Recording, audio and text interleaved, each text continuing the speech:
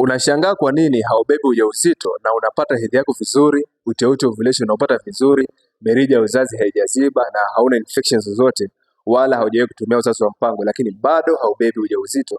Hii inaweza kusababishwa na mayai kutokupevushwa vizuri vile inavyohitajika, ambayo inakupelekea wewe kushindwa kubeba ujauzito. Sasa tumia njia hii ya asili itakayoweza kukusaidia kupevusha mayai vizuri na ikakusababishia ukaconceive kwa haraka. Jambo la kwanza, tumia karafuu. Chukua karafuu punje 5, alafu chukua chupa ya maji nusu lita safi.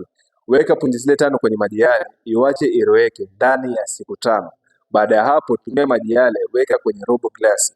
Kunywa kila siku robo glasi ya maji yale usiku, nusu saa baada ya kula chakula cha usiku.